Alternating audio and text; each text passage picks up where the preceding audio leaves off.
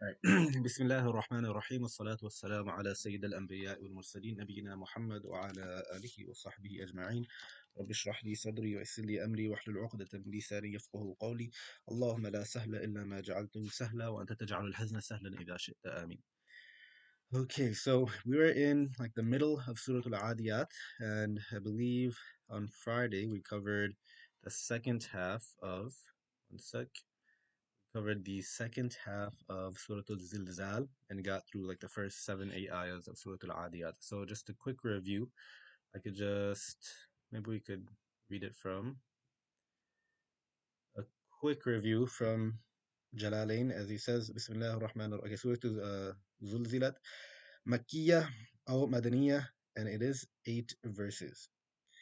So إذا زلزلت الأرض حركت لقيام الساعة. So when the earth violently shakes, زلزالها تحريكها الشديد المناسب لعظمها. It's a very violent and a huge, enormous shaking, which is munasib. It fits the scene, and it's muwafiq with what's going on at that time. وأخرجت الأرض أثقالها كنوزها وموتاها. And then he mentioned the hashia over here that it'd be better to say oh موتاها. Two opinions is that the أخرجت الأرض أثقالها is that the earth will bring out its أثقال, its burdens, its loads.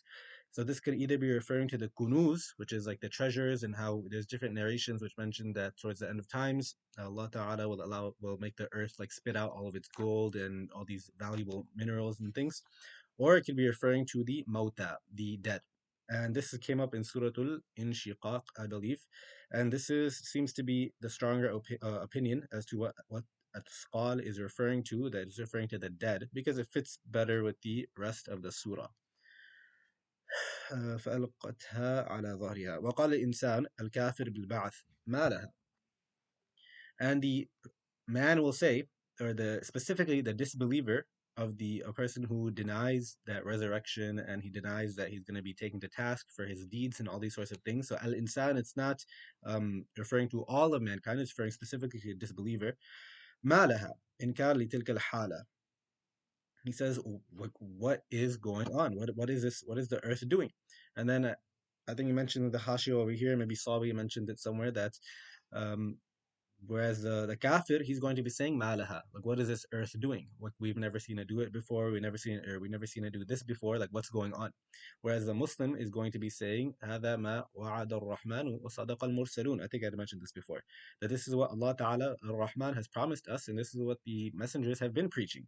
يومئذ بدل من إذا وجوابها. Okay, so يومئذ, it's the badal of إذا, as was mentioned in the first verse. إذا زلزلت الأرض. So يومئذ إذا, so this is like we said, the badal, meaning that it applies to both things. بدل من إذا وجوابها أي جواب إذا تحدث أخبارها. So on this day, on the day in which the earth shakes and all these things come out, and the people are going to be saying like, what's wrong with it? What about that day? تحدث أخبارها, that the earth will inform the people of what took place on its surface. تخبر بما عمل عليها من خير وشر. It's going to inform the people of what actions were taking place on its surface, whether they were good deeds or bad deeds.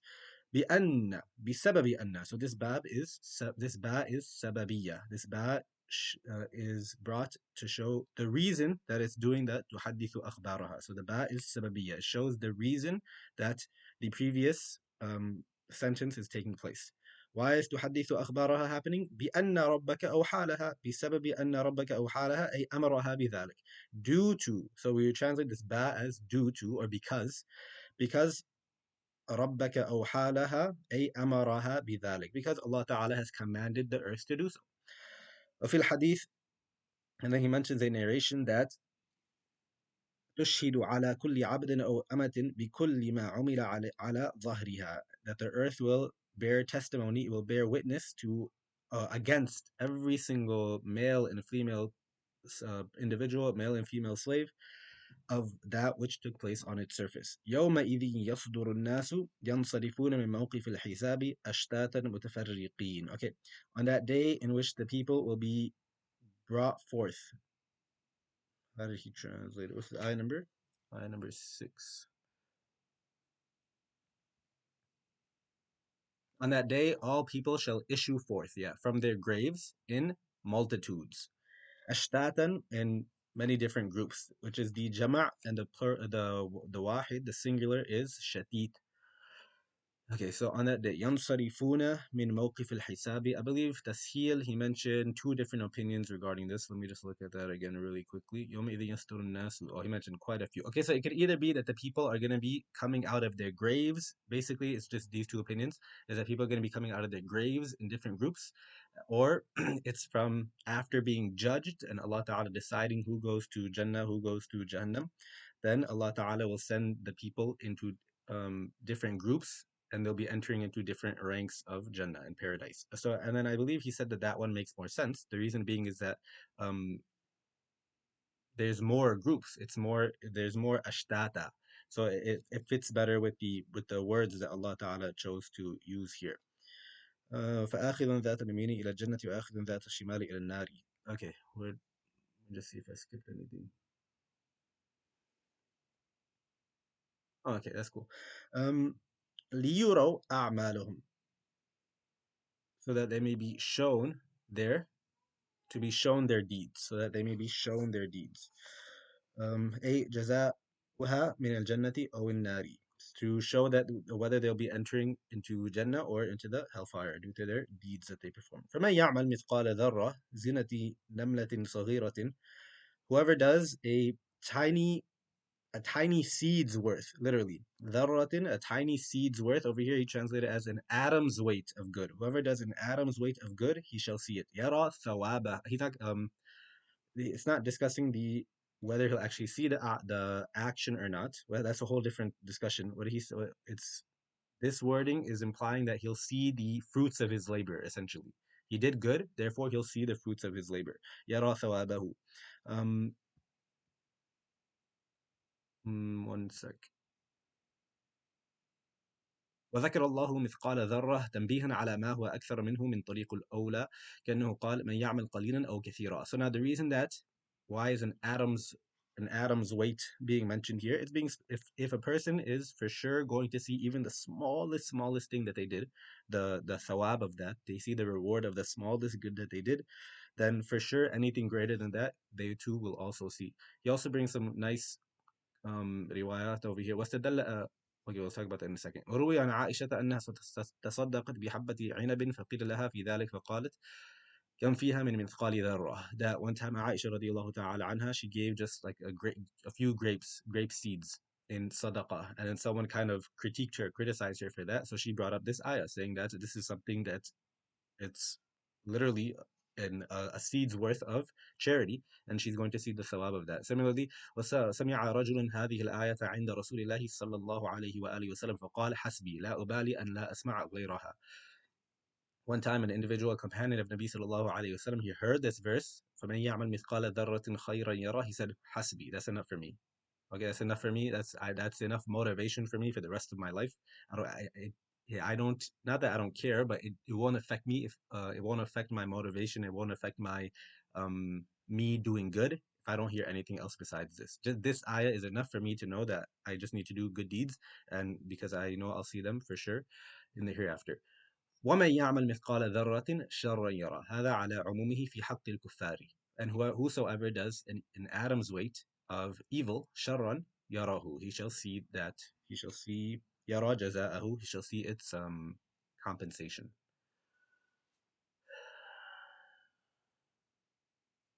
And then yeah, I'll mention this quickly too. وأما المؤمنون. So now this final verse, the individuals who shall see their atom's weight worth of bad even, and they'll be recompensed for that. That's referring to the disbelievers. Over here, he mentions, as for the believers, they won't be punished for their sins إلا بستة شروط, except if there is six things. وهي أن تكون ذنوبهم كبائر, that if their sins were major sins, then they will be punished for that. Okay, that's the first thing. That the sins are major sins and not minor sins. وأن يموتوا قبل التوبة منها, or that they die before making tawbah. If of course if they die before making tawbah, then this ayah won't apply to them. Okay, this is what we're talking about. That this ayah that they won't see they won't be punished for their sins if they of course if they make tawbah for it. وَأَلَّا تَكُونَ لَهُمْ حَسَنَاتٍ أَرْجَحَ فِي الْمِيزَانِ مِنْهَا. If they don't have any good deeds that outweigh the bad deeds. That's the third reason. The fourth reason is that no one makes intercession on their behalf. No one makes intercession. The fifth is that they're not from a group of individuals, like for example, the Ashab al-Badr, who are promised forgiveness and promised paradise. And the sixth is that Allah Ta'ala just decides not to forgive them. If Allah Ta'ala, of course, Allah Ta'ala, even if a person they did a major sin, they died without making tawbah, they have no sin, they have no good deeds that could balance or counterbalance the sins that they did. No one made intercession from them. They're not from any special group. Allah Ta'ala can still decide to forgive them. If Allah Ta'ala does not decide to forgive them, then this ayah will apply to them as well. So those are the six reasons. The major sins, dying before doing tawbah, they don't have any good deeds to counterbalance. No one makes intercession. They're not from any special group. And the lastly is that Allah Ta'ala just doesn't decides not to forgive them. Okay, so and then for the first couple of ayat of al-Adiyat, I had mentioned that there's some quite difficult words over here. I don't even think I discussed the ikhtilaf. I mentioned like one set of, like the way I translated it, it was just with it was one tafsir's worth. He mentions one, two, three, four, five, six. Okay, he mentions like six different possible combinations you could get, and then that would, of course, reflect in the translation as well of what exactly are these first five verses referring to. اختلف في العاديات والموريات والمغيرات هل يراد به الخيل أو الإبل. So the first اختلاف there is that is this referring to horses or camels? Okay, so that's a discussion. I just stuck to horses, and I believe that's how we translate it in class. He says it's also horses. Al-Khayl, Jalalain says it's horses. Anyone else? I think maybe probably Mufti Shafi too. Okay, so that based on that, perhaps most likely that's probably the dominant opinion that it's referring to horses. And what type of horses is it? Is it just regular horses, or is it specifically the horses of the mujahideen, the people who are fighting fi sabilillah? وعلى القول بأنها الإبل اختلف هل if it's camels, if it's referring to camels, then is it specifically referring to the incident of the camels that were present during the Battle of Badr? That's one thing. Is it referring to any and all types of camels that were used fi sabilillah in battle? Is it referring to the camels of the Hujjaj? Is it referring to the camel? Is it just referring to camels in general? So that's a couple of different opinions that he mentions over here, which I didn't mention last time. But again, we could just stick to what we had said, which was that وَالْعَادِيَاتِ ضَبَحًا is referring to the war horses that are panting. وَالْعَادِيَات, the war horses, the horses that are used to raid, really. Okay, the horses that are used to raid villages. ضَبَحًا, by their panting. They're panting. They're really deep neighing in their deep breaths while they're in the heat of battle, and they're really tired out. وَالْعَادِيَاتِ ضَبَحًا فَالْمُورِيَاتِ قَدَحًا and by their striking sparks. And فَالْمُورِيَاتِ, they create they strike the ground قَدَحًا, causing sparks. فَالْمُغِيرَاتِ صُبَحًا, and by the raiders فَالْمُغِيرَاتِ صُبَحًا, raiding at the break of dawn during the subh. Okay, so just one more time because I know it's a lot. وَالْعَادِيَاتِ, by the chargers. عَدَى يَعْدُو, first to go forward. So by the horses in this by the horses who go forward. ضَبَحَ, panting. ضَبَحَ, panting. فَالْمُورِيَاتِ, and they're by those that strike.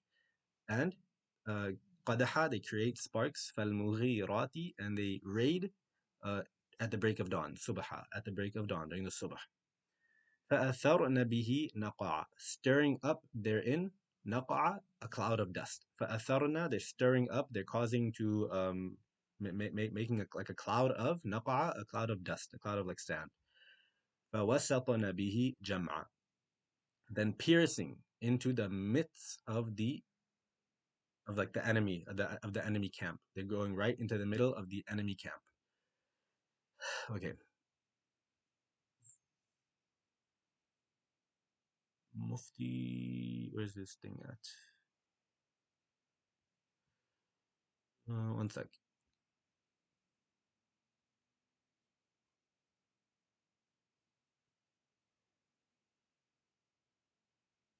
Yeah, he says Adiyat comes from Ain Dal Wow, which means to run forward. Dabah is the sound coming out of the chest of a horse when it runs fast and breathes laboriously. This is again, this is from Mufti Shafi's um Ma'arif al-Quran. And this is right in the he mentions it of course in the Surat al-Adiyat, page number 858. So if you missed anything, you could just go ahead and check it out over there. Let me see if I فأثرن به نقع فوسطن به جمع. Then they enter at the same time into the center of the opposing host. In other words, they penetrate into the center of the enemy forces without the least degree of fear. Okay, so now why is this being mentioned? What is so we see in this surah, you could pretty much split it into two parts. These first couple of ayat are talking about war horses or just horses that are raiding villages and that they're fearlessly entering into the battlefield. And then Allah Ta'ala talks about إِنَّ الْإِنسَانَ لِرَبِّهِ لَكَنُودٌ وَإِنَّهُ عَلَى ذَلِكَ لَشَهِيدٌ وَإِنَّهُ لِحُبِّ الْخَيْرِ لَشَدِيدٌ. And Allah Ta'ala basically talks about how man is ungrateful and that he doesn't worship Allah Ta'ala. He has a love for dunya, a love for wealth, and all these sorts of different things. Okay, so now what do those two things have to do with each other? So Mufti Shafi, I'll just summarize this. Basically, the reason these two things are brought together is that you see here that there is a loyal horse to its master. A horse that is loyal to its master. Why? Because this master takes care of him. The master feeds him. The master combs him and takes care of its hooves, and it bathes him or whatever else goes along with taking care of a horse. All those sorts of different things. So because the master does all these different things, the horse is loyal and it's willing to obey the command of the master by entering into this very, very dangerous battlefield where the horse knows that okay, there's a lot of loud people. There's looks like some scary looking guys, guys with swords and sharp objects, and it's obviously the horse itself. It could understand the scene and it knows what's going on enough to know that this is probably not a safe place. But the horse, because his master is telling him, is egging him on to go into that direction, it's willing to follow the orders of the master because this is the master who does everything for him. So now Allah Ta'ala has created us from, he says here, as against this, Allah Ta'ala has created man with an insignificant drop of sperm and endowed him with the highest faculties, abilities, intellect, senses to perform various types of tasks, thus making him the crown of his creation. Allah Ta'ala, had provided him with all types of food. Facilities are created for all of his needs and necessities in an amazing manner. But man does not recognize and acknowledge any of these sublime favors, nor does he express his gratitude to his Lord, i.e., like the horse does to the master when it is willing to enter the battlefield for him. Okay, so that's the connection between the two things. So Allah Ta'ala is saying that there's a lesson that we can learn from these horses. Now, what I'm thinking about right now, just coming to my mind, I forget where we talked about this, but possibly the reason that like I had mentioned earlier, that some of the other opinions were that this is referring to camels, right? So the camels are also known for their intense loyalty to their owner as well. So that's probably where the ikhtilaf comes from. Is this referring to horses or is this referring to camels? And then camels too, of course, were also brought into the battlefield to be used as like same way as horses. What ayah did that come up under? Um, what's the ayah? Um,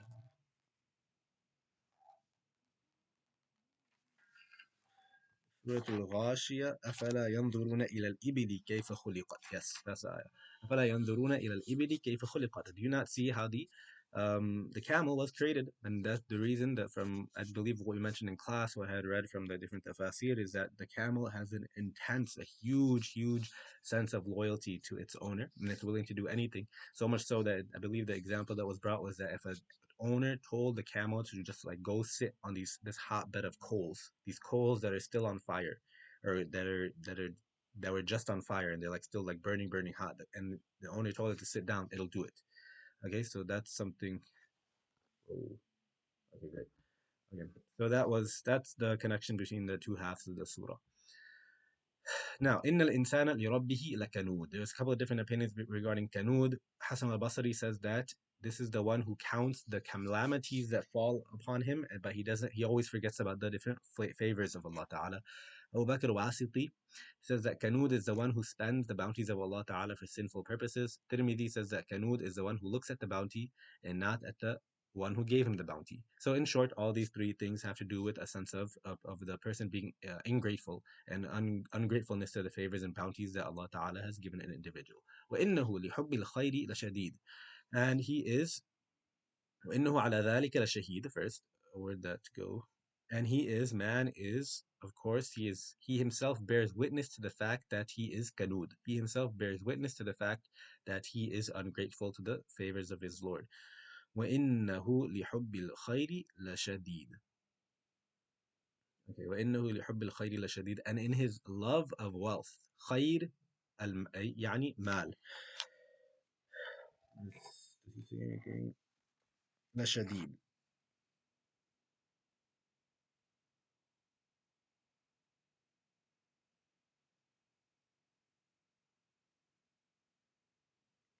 Why is wealth, money, being called khayr? Okay, so he says here, Sama Allahu jins al mali khayrat. The reason Allah Ta'ala the question is that Allah Ta'ala has called wealth as a whole khayr, as good, something as goodness. وَعَسَى أَن يَكُونَ خَبِيثًا وَحَرَامًا. And sometimes wealth is used in not the right way. It's acquired in haram means. It could be very bad. So why did Allah Ta'ala call it khayr? قلت إنما سماه خيرا جريا على العادة. That this is usually the case, that wealth it's good, and it's فإنهم كانوا يعدون المال خيرا. And most of the time we always consider wealth to be something that's a favor from Allah Ta'ala. Okay, so hmm,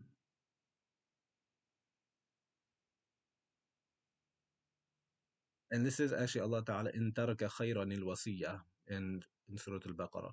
Anyways, to recap, having taken an oath by war horses, the subject states 2 points: that man is ungrateful, or he is a blamer of his Lord who remembers misfortunes and forgets his favors, and he is passionate in his love for wealth. Both these points are evil, rationally as well as from the Sharia point of view. These statements warn man against these evils. The evil of ingratitude is quite obvious, it needs no elaboration, but the evil of man's violent love for wealth is not that obvious and needs some elaboration. Wealth is the axis of man's needs and necessities. Sharia has not only permitted its acquisition, but has also, in some degrees, made it obligatory upon a person. There is a narration in which it says, "طلب الكسب فريضة بعد الفرائض," أو كما قال. I believe that acquiring halal wealth to provide for yourself, to provide for your family, it's a faridah. It's fard after your other fara'id, after your other fara'id that are obligatory upon you. Okay, so what does this mean? So how is wealth intrinsically evil and bad? Therefore, what is condemned in this verse is either the intense or excessive love for wealth. So that's what's being condemned here: the excessive love for wealth that makes one neglectful to one's obligations, oblivious of the divine injunctions, or that the sense is that earning wealth, even saving it according to one's needs, is though permissible, having its love in the heart is bad. So intense love, or or that that make someone neglectful of their obligations or oblivious of the divine injunctions, or having its love in the heart is bad. Okay. Then he gives a example that we could skip through. You guys can read it again if you feel like. This is under Surat al-Adiyat. Okay, this is good actually. Let me share this one.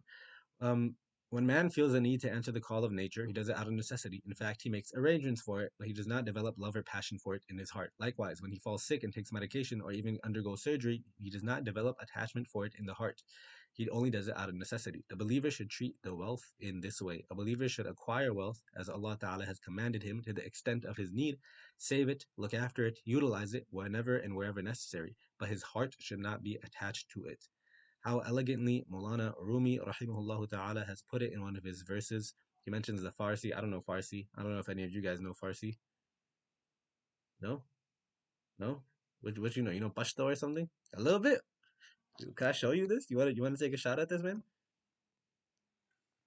Well, I know like one word. The what word? I know like Shama Chatoristan. That's it. Could you recognize this?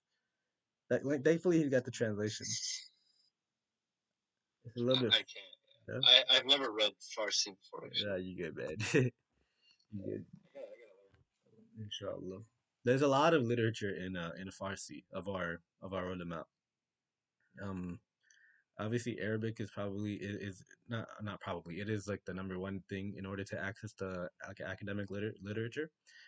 Um, like of our ulama. After that, what if you could probably argue for Farsi, Urdu, and then maybe Turkish comes in there too, for sure. Those three probably I don't know. I just don't know enough as to what might take the cake between those three and what would be like second and what would be third. But those three definitely. Farsi, Urdu, Turkish. Of course, the for the Deobandi ulama, like a lot of their works are in Urdu. The Turkish, like we had the Ottoman scholars who were writing a lot of works. For Farsi, there's a lot of mantiq, falsafa, and those different things, as well as other subjects as well. So that's why. Over here we have Rumi who's writing his.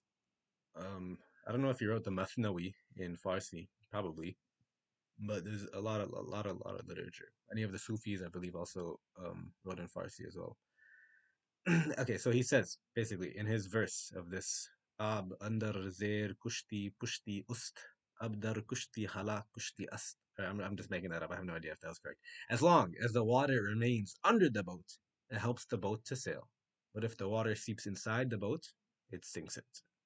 Okay, so that's how he's saying a person should be with their wealth, and and wealth is just like one of the main things of the dunya, any part of the dunya, when we're now for the rest of our lives, we should, of course, a person could utilize it. A person could have a nice car, have a nice house and stuff. That's not what's being said here, but the love for it shouldn't preoccupy one from like their fara'id. Shouldn't preoccupy someone to turn away from the deen. Shouldn't turn someone neglectful of their salah. Like a person's like, I want to put in more hours at work, so they end up missing their jamaat and they don't pray, and those things could happen very easily. So that's what he's saying, that you utilize it, but you don't let it enter the heart. Likewise, as long as the wealth floats around the boat of heart, it would be useful. But when it seeps into the heart, it will destroy it. Towards the conclusion of the surah, a warning has been sounded against these two evil qualities of man for which he will be punished in the hereafter. Allah Ta'ala says, أَفَلَا يَعْلَمُ إِذَا بُعْثِرَ مَا فِي الْقُبُورِ وَحُصِّلَ مَا فِي الصُّدُورِ. Does he not know what will happen when all that is contained in the graves will be overturned? بُعْثِرَ, I believe, came before, maybe in Surah Al-Infitar or Surah Al-Takwir, one of those. وإذا القبور بعثرت. سورة الانفطار, right? أفلا يعلم إذا بعثر ما في القبور. Does he not know what will happen when the qubur, when the graves are, when that ما في القبور, when that which is in the graves is overturned, it's topsy-turvy. وحصل ما في الصدور وبين, and what that which is in the sudur, that which is in the chest, is expounded upon, is explained, is revealed. That which is in the chest is revealed, is exposed. إن ربهم بهم يومئذ لخبير. Surely your Lord that day is fully aware of them, of that which is in the graves and that which is in the hearts, and of course everything else too. Um,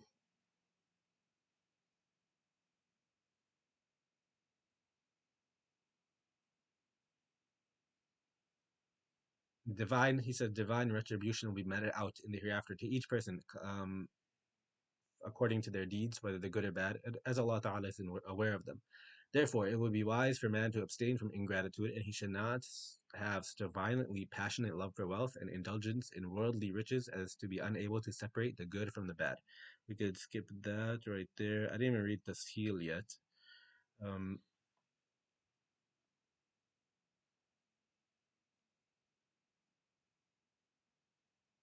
yeah. أفلا يعلم إذا بعثر. He says بحث عنه وذلك عبارة عن البعث. That um, they'll be overturned, and this is when يعني they'll be resurrected. بعثر ما في القبور. The reason that the graves are overturned and that which is inside of them spills out is because those individuals are resurrected. وحصل ما في الصدور جمع في الصحف وأظهر محصلا. That their book of deeds are exposed and وميز خيره من شره. And that the good is differentiated from the bad. إن ربهم بهم يومئذ لخبير. الضمير في ربهم وبهم يعود على الإنسان لأنه يراد به الجنس. إن ربهم, the people's Lord, بهم, regarding the people, يومئذ, on that day he is well aware. وفي هذه الجملة وجهان. Okay, that's a Arab thing. We could skip that. وإنما خص ذلك بيوم القيامة لأنه يوم الجزاء فقصد التهديد مع أن الله خبير على الإطلاق. Of course, a person shouldn't think that إن ربهم يومئذ لخبير, that on that day he is aware of everything. Of course, Allah Ta'ala is aware of everything at all time. The reason يومئذ is being specified is because it's to strike fear that, of course, Allah Ta'ala knows everything at all time, but see the you're going to be more aware of that and gain a person is going to gain a better appreciation of that, of his sifa, of being khabir on that day, because Allah Ta'ala is going to be exposing everything. Okay, Surah al-Qari'ah. Bismillah ar-Rahman ar-Rahim. Al-Qari'ah, does he mention any, what the, okay, Al-Qari'ah. Surah al-Qari'ah Makkiyah, 8 ayat.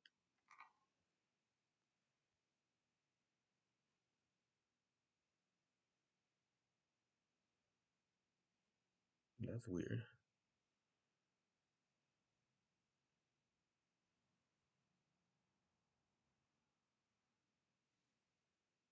What?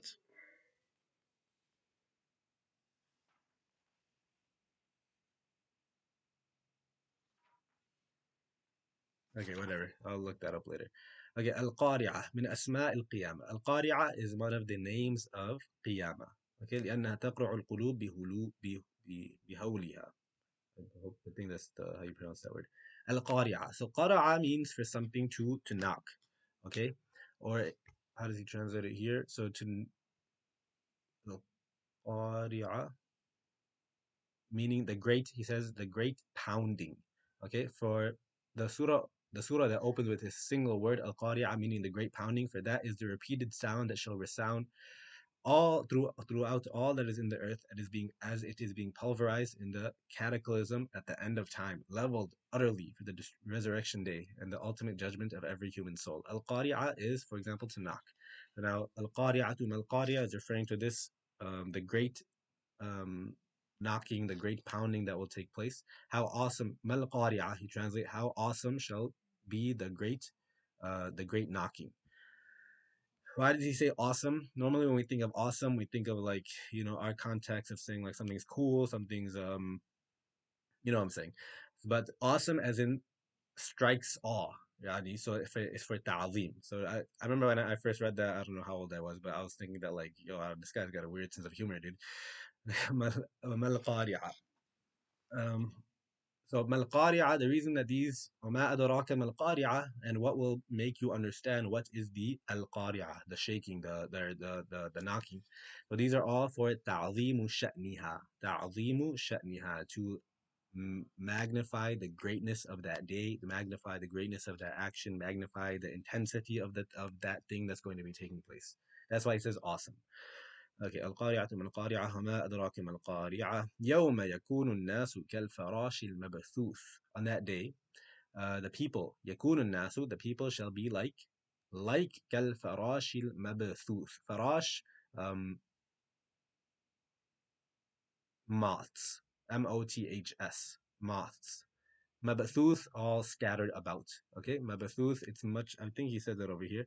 هو المنتشر المتفرق, that they'll just be scattered and flying around, and like how we, sometimes if you have like a campfire, like a light outside the house during, not during winter time, right? But like maybe during the summertime, you always see a whole bunch of just bugs flying around it. So that's what's being depicted here. شبه الله الخلق يوم القيامة به في كثرتهم وانتشارهم وذلتهم. Now, why call people moths? Okay, so this the reason he says here is that this shows that the amount of them, as well as their crazed nature on that day. And lastly, he says وذلتهم. It shows the their disgrace. Yani, they have literally no power. Just like how a moth is just what could it do? It's just flying around and it doesn't have any ability to do anything really. So that's how the people will be on that day. ويحتمل أنه شبههم به لتساقطهم في جهنم كما يتساقط الفراش في المصباح. And it's possible that the reason that the moth is particularly being mentioned here is because the moth is attracted to light, to flames. So that's how many people are going to be entering into the hellfire. May Allah Ta'ala save us from being amongst that group. قال بعض العلماء الناس في أول قيامهم من القبور كالفراش المبثوث لأنهم يجيئون ويذهبون على غير نظام ثم يدعوهم الداعي فيتوجهون إلى ناحية المحشر فيكونون حينئذ كالجراد المنتشر لأن الجراد يقصد إلى جهة واحدة. سبحان الله. And it's another verse in Surah al-Qamar كأنهم جراد منتشر, that Allah Ta'ala describes people as locusts, like a hive of locusts. So now, how do you combine the two ayats? One is saying that they're moths, and one saying that they're locusts. Sorry. So now, some of the ulama mentioned that when people are first resurrected from their graves, they will be like the kalfarash al mabathuth. Because what does a moth do? It's not moving in any particular pattern. It's not. It's just all over the place, right? What happens, so that's how the people will be. They'll just be running all over the place, scared out of their minds, not knowing what's happening. ثُمَّ يَدْعُوهُمُ الدَّاعِي. Then a caller will call them, directing them towards, you need to go stand over here to be judged. So then what's going to happen? They're all going to be facing a particular direction, and they're all going to be going that particular direction, just like كَالْجَرَادِ الْمُنْتَشِرِ. Just like how a hive of locusts, they all move together, although there's a whole bunch of them and they're all separate. They're not right. So, but a hive of locusts moves as one. So that's how you do jama' between the two different verses. Okay.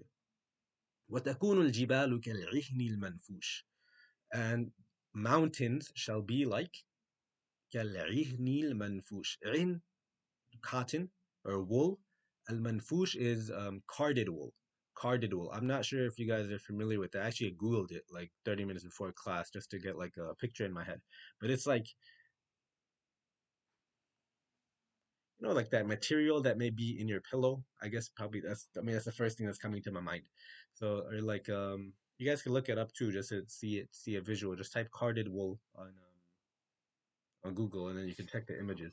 But like that really thin and it hasn't even been refined yet. It's just like those just stringy pieces of material.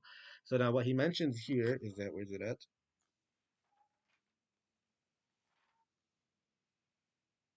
يوم يكون الناس كالفراش وتكون الجبال كالعهن المنفوش كالصوف المندوف في خفة سيرها حتى تستوي مع الأرض. He mentioned something really, really nice over here. I can't find it though. But one thing that he says is that the jibal, the mountains, these strong, formidable creation of Allah Ta'ala, is something that we look at, and Allah Ta'ala has previously described it as things that are like almost immovable, quote unquote. Right? Now Allah Ta'ala is saying that He's gonna absolutely crush them and pulverize them till they're basically flat, right? كالعهن المنفوش, that they're basically flat and that they're the same level as the earth. So now what this shows, what that Sawi mentions, is that the mountains aren't even mukallaf. They're not even the ones who were deemed. They're not even the ones who were responsible of performing halal and haram. They just got absolutely demolished. So imagine what the state of people who are actually responsible for their actions. What's going to happen to them? That was something that I thought was worth sharing. Sorry, let me just readjust.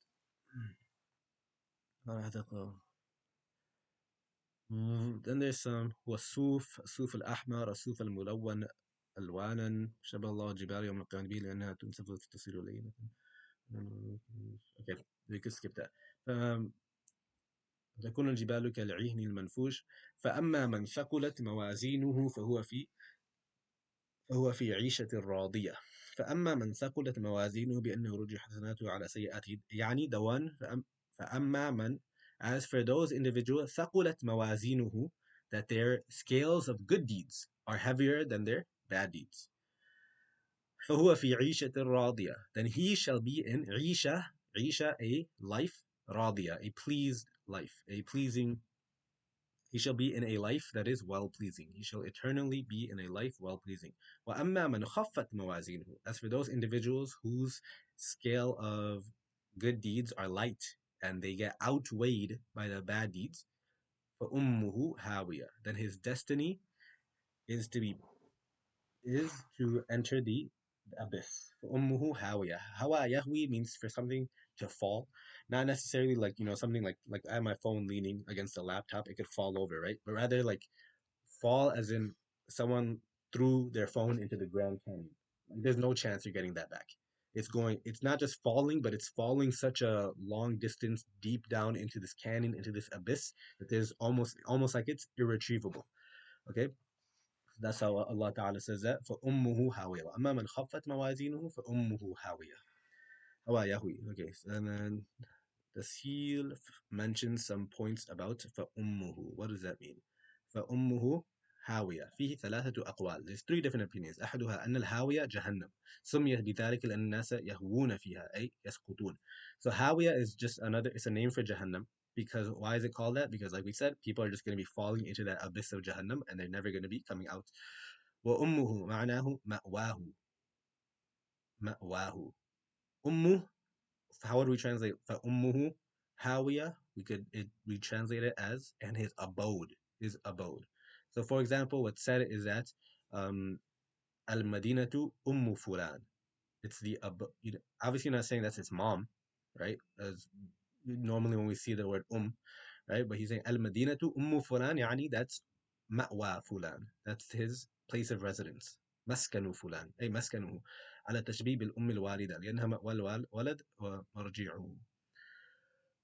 Or it could be أن الأم هي الوالدة وهاوية ساقطة وذلك عبارة عن هلاكه كونه أمه ثقلا إذا هلك. Now, another opinion is that it is referring to as in mother, but not mother as in like a biological mother, of course. But yani, there are some people who are, for he mentions here, ummuhu thukla. Or another example would be like, for example, if a person was just like so unfortunate, like they at different points of their life, just bad things keep on happening to them. That they lose their job, they go bankrupt, someone passes away, another person passes away, they get injured, all these. So what they would call that person, what they would say is that ummuhu, that his is just misfortune. It's just bad things tend to happen. So now of course, again, not biological, but just that his like he has a umbrella of misfortune hanging over him. So now similarly for these in this context is that for these people they just have this hawiya, this punishment that is just hanging over them. الثالث أم رأسه هاوية في جهنم ساخط فيها لأنه يطرح فيها منكوسا, or that he's going to be thrown into it going head first. روي أن رسول الله صلى الله عليه وسلم قال لرجل لا أم لك فقال يا رسول الله تدعوني إلى الهدى وتقول لا أم لك فقال رسول الله صلى الله عليه وسلم إنما أردت لا نار لك فقال الله تعالى فأمه هاوية. وهذا يؤيد القول الأول. So now, for the first opinion that we mentioned, there's a narration which supports it that I just read out. That the first opinion, of course, that al-Hawiyah referring to Jahannam. So one time, Nabi sallallahu alayhi wasallam, he made dua for a person. He says, La umma lak, la umma lak. So now this guy's he got thrown off. He's confused. He's like, what does that mean? Nabi sallallahu alayhi wasallam, he said that, Innama aradtu, what I intended was that la nara lak. There's no fire, there's no punishment of the hellfire for you. Because and then Nabi sallallahu alayhi wasallam himself is saying, قال الله تعالى فأمه هاوية. So he's saying this, may this of the hawiyah not apply to you, yani may the fire of Jahannam not apply to you. Okay, وَأَمَا أَدْرَاكَ مَا هِيَ. What will make you understand what it is? الْهَاء لِلسَّكْتِ مَا هِيَ. والضمير لجهنم على القول بأنها هي الهاوية، وهي الفعلة الخاصة التي يراد بها العذاب على القول الثاني والثالث، فالمقصود تعظيمها. ثم فسر بقوله. So now again, this phraseology of وما أدراك ما هي, even earlier وما أدراك ما القارعة, is to it's like asking a question to emphasize the from the listener that this is an important thing I'm about to say. I think, who was it? Maybe like Muaz Zakaria or someone, or Muaz Zakaria wrote about this incident. That there was a scholar who was giving a bayan, and he was just making people cry. He was giving all this great advice and all this stuff. And then he asked the people, there's one other thing that I want to share. Do you guys want to hear it? And he asked them the question, do you guys want to hear it? And of course, everyone's just like, yeah, you guys sure you want to hear it? So now when he asks that question, it grabs their attention. It makes them understand that what he's about to say now is very, very important. So now, وما أدراك ما هي نار حامية, that it is a fire that is blazing hot, a blazing hot fire. نار حامية. Subhanallah, I can't believe we actually got through that much already. We got 10 minutes left too. Bismillah ar-Rahman ar-Rahim. Alhaakum al-takathur. Okay. Oh, let me see if I missed anything. Oh man, I did miss something. That's why I was just like, no way. So, what did I miss? There's a very long discussion too that Mufti Shafi he writes about. So in this surah of Surah al-Qari'ah, Allah Ta'ala mentions the weighing of human deeds, right? فأما من ثقلت موازينه فهو في عيشة راضية وأما من خفت موازينه, the one whose scale is light, يعني his good deeds are light and his bad deeds they outweigh it. فأمه هاوية. Okay. Now Mufti Shafi in another portion of Ma'arif al-Quran earlier on, volume 3, as he mentions, page 539, which I have open, which I wanted to read out to you all. He talks a little bit more about the details of some of these, of the Mizan. So now the Mizan is something that we believe in, for sure. It's something that has reached us, as Bejuri mentioned. I was looking at it earlier. The Mizan is something that has reached us through tawatur. Allah Ta'ala, as well as Allah Ta'ala talks about it in multiple places throughout the Quran. He says, وَالْوَزْنُ يَوْمَئِذٍ الْحَقِّ. The scale on that day it exists. It's the truth. وعلى الميزان فقوله تعالى ونضع الموازين القسط ليوم القيامة. That Allah Ta'ala says that we have placed the mawazin al-qist, the just scales, for the day of judgment. قوله تعالى فأما من ثقلت موازينه فأولئك هم المفلحون وأما من خفت موازينه فأولئك الذين خسروا أنفسهم. That Allah Ta'ala says that the mizan, which is what we just talked about right now. Anyways, so of course this wazn and the mizan and all these different these things have been established in the Quran, as well as he says والجمع, where did it go? وقد بلغت أحاديثه مبلغ التواتر. That all the narrations that talk about the scale and the balance and these things, they have reached the level of tawatur. Now we've talked about this term before of tawatur, but let me just remind you all, just in case, that tawatur is when a report and information has been spread so much and by so many different people of so many different tabaqat, of different areas, different eras, that it's impossible to say that they all concocted a lie or that they all made the same mistake. Is it possible that two people might have two just regarding something else, like two people just made the same mistake? Yeah, that is possible. That can happen. Is it possible that 100, 1,000, every generation they just keep making this? They all made the same mistake. That's impossible. As well as did they all concoct the same lie? Um, that so now if there's like five people they all live in the same house, they could all just one day just be at the dinner table, just decide that, hey, let's start saying this thing, let's start spreading it, and hopefully enough people believe us that again. And this happens a lot. There's so many like those like uh, myths that just go around on the internet that people just tend to believe. I can't recall one right now. What was one? You guys know what I'm talking about, though, right? So it's very, very much possible that people could just that someone could just put out something outlandish and then it just sounds believable. So then everyone just ends up accepting it.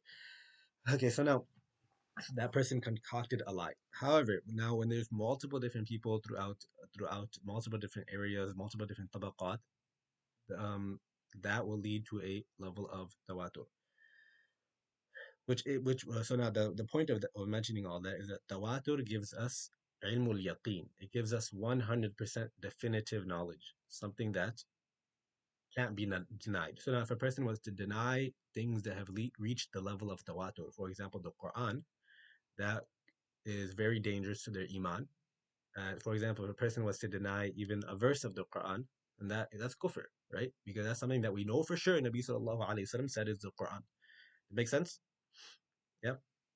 Okay. Anyways, I don't know where that came from, but yeah. So basically, this discussion of the wazn and the mizan has been established through tawatur, something that we know for sure is going to take place on the day of judgment. In my point. Now, Mufti Saab, he brings a few discussions regarding that, and I'll try to go through them quickly. We only have about 4 minutes. So in this is Surat al-A'raf that he explains this entire discussion in, and he goes into a lot of detail. So that's where I'm reading from, Surat al-A'raf, verses 8 through 10. والوزن يومئذ الحق فمن ثقلت موازينه فأولئك هم المفلحون ومن خفت موازينه فأولئك الذين خسروا أنفسهم بما كانوا بآياتنا يظلمون ولقد مكناكم في الأرض وجعلنا لكم فيها معايش قليلا ما تشكرون. Anyways, in the first verse, it was said, وَالْوَزْنُ يَوْمِئِذٍ الْحَقِّ. And the weighing on that day is definite. It means that the weighing of good and bad deeds on the day of judgment is due and true. There's no room for doubt in it. Here, the hint given is that let no one be deceived by the idea that things which usually get to be weighed or measured are things having some weight or heaviness. Human deeds. Okay, so now this is where he mentions the like an ikhtilaf, that is it like literally like my salah is going to have a physical form, that Allah Ta'ala will give it a physical form and it'll be placed on the scale. Now, that of course is not difficult for Allah Ta'ala to do. Allah Ta'ala could, of course, do that, and He could adjust the weight of that salah. Let's say a person prayed salah and it was completely batil, they didn't even have wudu, or they had complete insincerity in their heart. So He can make it look like a regular salah and have it weigh as nothing. Or a person's salah could be really, really, really, really, really great, and he could have it in like the tiniest thing, but make it way heavy, right? So it's not, obviously it's not difficult for Allah Taala to do something to make our actions become manifest into bodies. Is my point. He could obviously, Allah Taala could, in whatever method He chooses to, He could grant a'mal physical bodies. That's not outlandish to say. Um, that's one thing. The second thing that he meant, I'm trying to skim through this, and then he mentions over here, it's like, nowadays we have methods of being able to weigh air, electric currents, heat, cold, and so many other things. Um, so of course, if Allah Taala, of Allah Almighty, the maker of makers, in His perfect power, could weigh or measure human deeds with or without a device, what is there in it which would make it something far out to believe? Okay, so anyways, um, there are many ahadith from the Prophet ﷺ which confirm that human deeds will appear in a particular shape and forms during the barzakh, yani when a person's in their grave, on the mahshar, when the person has been resurrected. Good deeds of a person will come in beautified forms, and they can become the companions of the grave, and evil deeds will crawl out all over in the form of snakes and scorpions. I'm sure you guys are familiar with those narrations. A hadith says that a person who has not paid the zakat due against his wealth, that wealth will reach his grave in the shape of a poisonous snake to bite him and say, I am your wealth, I am your treasure. Anyways,